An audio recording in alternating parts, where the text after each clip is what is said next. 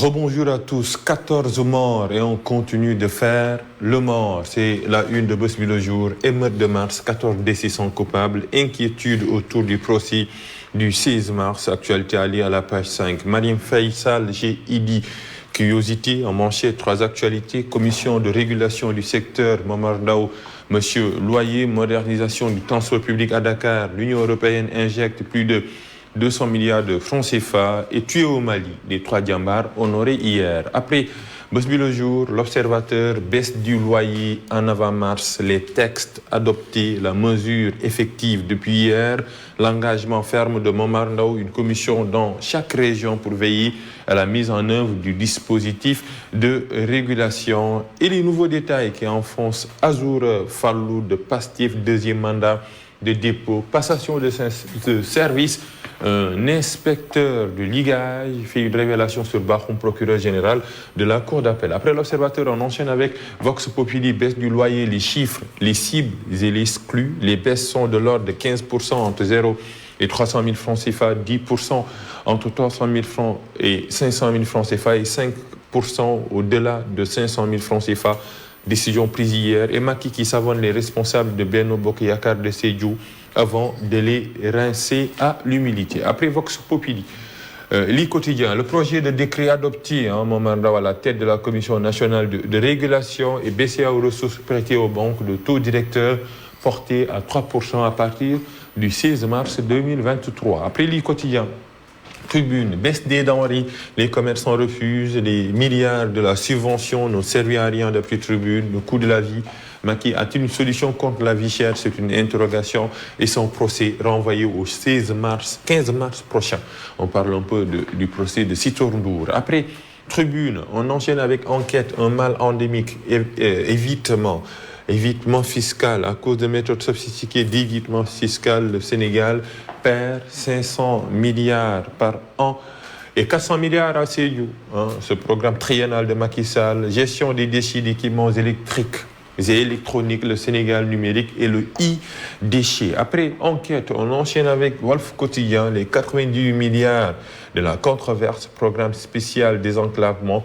Bougane soupçonne des cafards, réponse du ministère. Cette opération a suivi toutes les étapes de validation des prêts. On parle de Mansour Faye. Après Walf Quotidien, Le Soleil qui se lève sur le grand bond en avant de Sédhiou, investissement dans le secteur de la santé, avec l'inauguration hier de l'hôpital Amadou Tidiane Ba, 20 milliards de francs CFA. Le Conseil des ministres qui valide le programme triennal de 400 milliards de francs CFA pour le PACAO. Après Le Soleil, Les Échos, Karim Wade à fond dans la logistique. Il a envoyé une vingtaine de véhicules en provenance de Doha. Les véhicules en question sont actuellement entreposés au port de Dakar, actualité donnée par Les Échos. Et Macky Sall, j'ai été très déçu par le département lors des dernières législatives. Benno Bokk Yakaar qui a perdu à Sédhiou.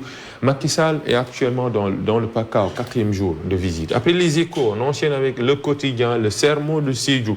En faisant cela, vous portez préjudice à la coalition Macky contre les votes sanctions. Momar Ndao à la présidence, Conseil de régulation des loyers et ligage blanchi, tout simplement Ibrahima Bakhoum. On parle également du FESPACO qui rend hommage à l'aîné des anciens, Ousmane Sembène, pour le centenaire de Sembène. Après Le Quotidien, l'AS avec le ministre de l'Intérieur, les réformes pour un processus électoral apaisé présidentiel de 2024, rendre temporelle l'introduction du droit de vote, contrôle du fichier électoral, mesures pour l'inscription des primo-votants. Et en manchette, on a Sitor Ndour, son procès renvoyé au 15 mars et les conditions d'incarcération sont très difficiles. Je suis malade d'après lui.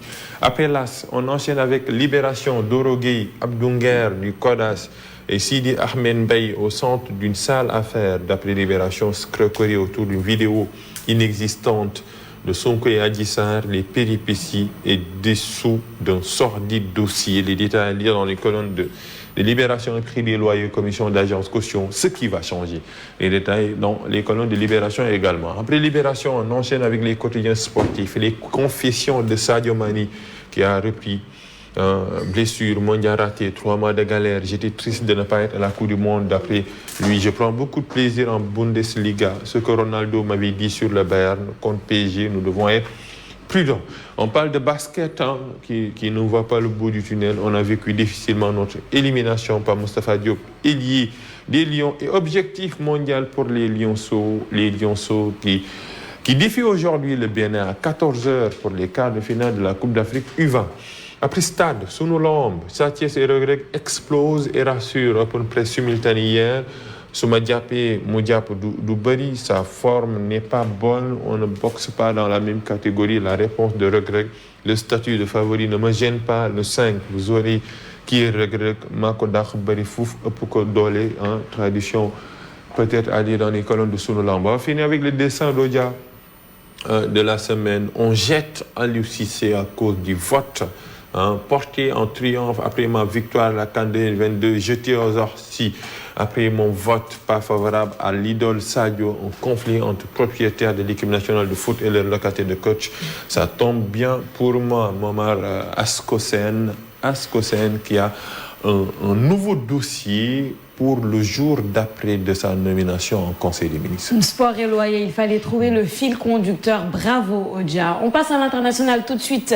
Papa Lunsa, en RDC, 25 adolescents enlevés dans le nord du pays. Oui, un enlèvement qui fait parler en RDC, 25 adolescents qui ont été enlevés par des hommes armés dans le nord du pays avec cette carte pour illustrer un peu là où ces adolescents ont été enlevés en Go, dans le nord. On continue avec cette actualité. Les assaillants ont commencé mardi vers 22h à piller des maisons, une boutique dans les villages. Les 3 localités sont isolées, éloignées. Il s'agit de 13 garçons, 12 filles, dont une enceinte, ont ainsi été amenés, sont récits des autorités locales. Il y avait 7 hommes bien armés, identifiés avec des tenues blanches cachetées, chacun avec lui 2 armes à feu. Dans leur habitude, ils ont toujours fait ces apparitions pour avoir des enfants et des enrôlés dans leurs forces, ce qui nous laisse croire que ça doit être des éléments de la LRA, selon des témoignages. On finit un peu avec ces enlèvements à RDC. Les autorités ont annoncé des patrouilles pour tenter de retrouver les otages. Il s'agit de 25 adolescents. La semaine dernière, ces rebelles avaient enlevé également 3 hommes adultes dans une autre localité avant de les relâcher. Ça se passe en RDC, dans le nord plus précisément. Et on reste d'ailleurs en République démocratique du Congo. Le président français Emmanuel Macron y est attendu aujourd'hui. Oui, il doit visiter la RDC, mais une visite qui peut créer des tensions diplomatiques entre la RDC et le Rwanda, Kinshasa et Kigali qui se déchirent toujours. Pourquoi Kinshasa est une étape importante de la visite d'Emmanuel Macron en Afrique centrale? TV5 Monde donne les réponses. L'unité, la souveraineté, l'intégrité territoriale du Congo ne se discutent pas, d'après Félix Tshisekedi. La question sécuritaire en RDC sera en effet un des sujets les plus attendus, surtout dans le Nord-Kivu. On se rappelle du massacre de Kichiché, mais également des enlèvements, arrestations dans le nord du pays, comme on vient de le voir. On finit avec cette actualité liée à la RDC. Je dirais qu'il est attendu plus qu'une simple condamnation du soutien du Rwanda. Au M23, il y a eu des manifestations hier pour dire non à l'arrivée de Macron. À Kinshasa, en cause, d'après les autorités congolaises, la France ne dénonce pas l'implication du Rwanda dans le conflit qui se déroule actuellement dans le Nord Kivu. Le Mali, pour terminer, on y entend de loin le cri de détresse des ex-travailleurs de Barkhane. L'opération Barkhane qui a plié bagage au Mali depuis longtemps. Les ex-travailleurs demandent de l'aide. Demandent l'aide des autorités de transition. On continue avec cette actualité liée au Mali, avec la complicité de la régie de Barkhane qui demande de l'aide des autorités de transition, des autorités de transition qui a fait l'opération Barkhane. On va peut-être continuer avec plus les éditions forcément de la radio. Et c'est déjà disponible depuis le départ de la force au chômage. Nous n'arrivons pas à subvenir aux besoins quotidiens de nos familles. D'après ces travailleurs à Choguel Maïga, ces travailleurs n'étaient pas directement salariés par l'armée française, mais ils avaient un peu de pécule pour vivre. Ils étaient surtout de Gao, mais certains venaient aussi de Bamako, avaient déménagé avec leur famille pour travailler. Là-bas, ils sont actuellement au chômage technique après le départ de l'opération Barkhane. On peut comprendre le désarroi. Après plusieurs années de travail, ils se retrouvent livrés à eux-mêmes. Dans leur lettre, les anciens travailleurs de Barkhane expliquent que certains se sentent aujourd'hui marginalisés, voire méprisés, entre guillemets, sollicités par LFI.